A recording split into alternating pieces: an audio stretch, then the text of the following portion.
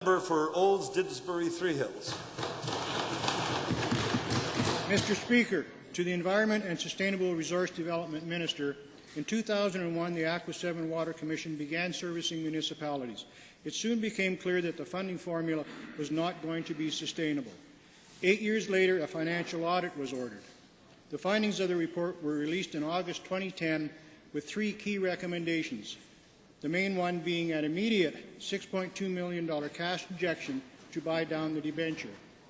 Other recommendations were met, but not the most important one. What does the minister have planned to find a long-term solution? The minister that you wish to address this to was? Minister of Environment and Sustainable Resource Development. Honourable Minister. Well, thank you, Mr. Speaker, and thank you to the honourable member for the question, and welcome to the House. Certainly, this is a difficult situation for the 7 communities with Aqua 7, but one that we know that can be resolved, and our government has met with members of Aqua 7 Commission in the past and will continue to do so as well. But I do have to say, and I know the honourable member knows this, but our government has already approved a special $1.8 million to help with the financial difficulties, to help with the debenture payments and to spread them out from 20 years over to 30 years, something that those communities have asked on and something that our government has delivered on. Here, here. Honourable member. And we do thank you for that $1.7 million, which went to pay the penalty fee for the debenture change. But given that, there seems to be a lack of continuity with managing water related to issues across the province, with multiple ministries having a hand in the bucket and transportation left holding those purse strings, what is the Minister of Transportation willing to do to find a long-term solution? Will he also meet with the stakeholders and act immediately? Honourable Minister. Thank you, Mr. Speaker. And I thank the honourable member for the question.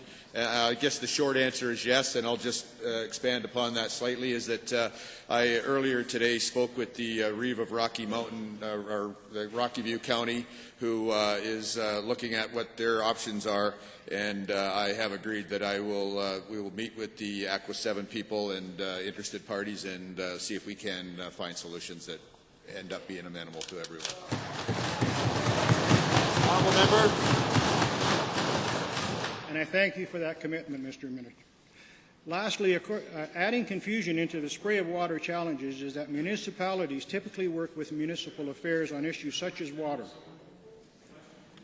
What is the Minister of Municipal Affairs doing to help communities navigate these multiple ministries? Honourable Minister.